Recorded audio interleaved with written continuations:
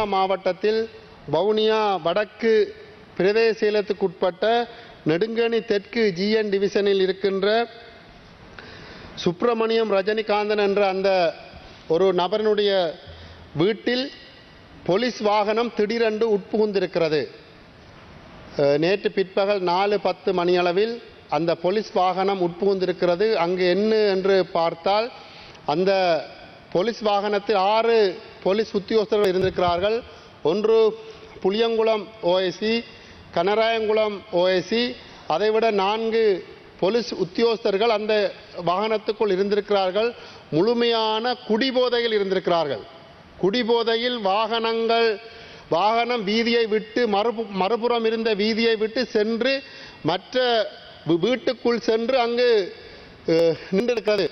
கடவுளுடைய கிருபையால் அந்த நேரம் அந்த வீட்டுக்குள் 42 சிறுவர்கள் மாணவர்கள் கல்வி கற்ற வண்ணம் இருந்தார்கள். அது ஒரு ஆசிரியருடைய வீடாக இருக்கின்ற காரணத்தினால் கல்வி கற்ற மாலை நேர வகுப்பாக கல்வி கற்ற வண்ணம் இருந்த காரணத்தில் கடவுளுடைய கிருபையால் அவ்வளவு உயிர்களும் சிறுவர்களுடைய மாணவர்களுடைய உயிர்களும் மயிரையில் காப்பாற்றப்பட்டிருக்கிறது, உயிர் பிழைத்திருக்கிறார்கள்.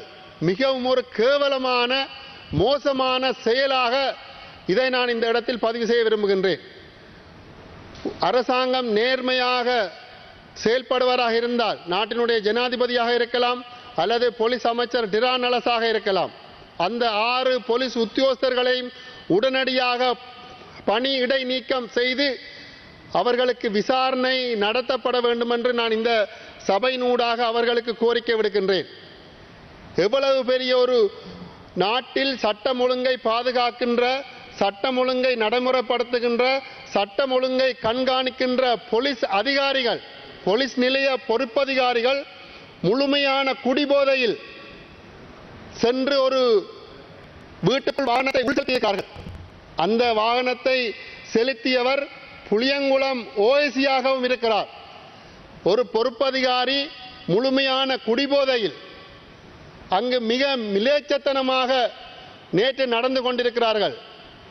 அரசாங்கம் வெட்கப்பட வேண்டும்.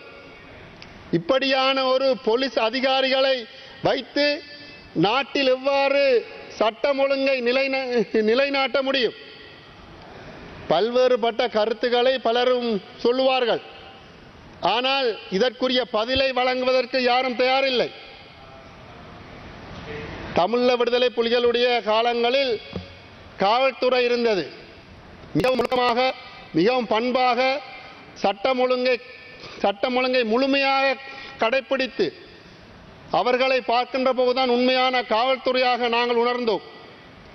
ஆனால் தற்பொழுது தேவையற்ற விதங்களில் பலருக்கு பொய் வழக்குகள் போட்ட வவுனியா வடக்கு, புளியங்குளம், நெடுங்கணி, கனராயங்குளம் பிரதேச போலீஸ் அதிகாரிகள் முழுமையான குடிபோதையில் அங்கு சென்று அட்டகாசம் பண்ணி இருக்கிறார்கள். ஆனால் நான் நேற்று அதே சமயம் வன்னி பிராந்திய போலீஸ் மாதிபருக்கு தொலைபேசியினூடாக தெரிவித்திருந்தேன். ஆனால் இன்று காலை அங்கு வந்த டிராபிக் போலீஸ் அவர்களுடைய வீட்டுக்குள் இருந்த வாகனம் ஆக்சிடென்ட் பட்டு அவர்களுடைய வீட்டுக்குள் சென்றது. ஆனால் வீதியில் விபத்து நடந்ததாக பதிவு செய்கிறார்கள் இன்று காலை. வெக்கமா இல்லையா உங்களுக்கு? நெடுங்கணி போலீஸும், புளியங்குளம் போலீஸும், கனராயங்குள போலீஸும் ஒரு 3 அந்த காவல் ஓய்சிமாரும் போலீஸ் ஓய்சிமாரும் மிகப்பெரிய ஒரு ஜனநாயக விரோத மக்களை மதிப்பற்ற தன்மையில் தொடர்ச்சியாக செயல்பட்டு கொண்டிருக்கிறார்கள். ஜனாதிபதி பொருளாதார ரீதியாக நாட்டை முன்னேற்றலாம். ஆனால் இப்படியான கீழ்த்தரமான அதிகாரிகளை வைத்து நாட்டில் எவ்வாறு சட்டம் ஒழுங்கை அவர்கள் நிலைநிறுத்தப் போகிறார்கள்? நேற்று இது ஒரு பகல் நேரத்தில் நடந்தபடியால் அந்த உயிர்கள் காப்பாற்றப்பட்டிருக்கிறது. அல்லது இரவு நேரத்தில் நடந்திருந்தால் போலீஸ்காரர் இதை வேறு சம்பவமாக மாற்றி மக்கள் மீது குற்றம் சுமத்தி மக்களையும் தூக்கி சிறையில் அடைத்திருப்பார்கள்.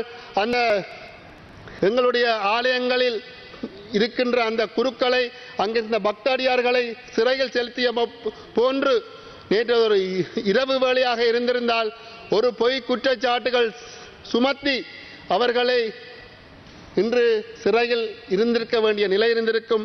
ஆகவே இந்த சுப்பிரமணியம் ரஜினிகாந்தனுடைய வீட்டில் நேற்று தினம் போலீசார் நடந்து கொண்ட அராஜகத்திற்கு ஜனாதிபதியிடமும் போலீஸ் அமைச்சர் டிரான் அவரிடமும் போலீஸ் மா அதிபரிடம் நான் கேட்டுக்கொள்வது, அந்த 6 பேரையும் உடனடியாக பணியிடை நீக்கம் செய்து முழுமையான விசாரணை செய்து அவர்களை தண்டிக்க வேண்டும் என்று நான் இந்த சபையினூடாக கேட்டுக்கொள்கிறேன்.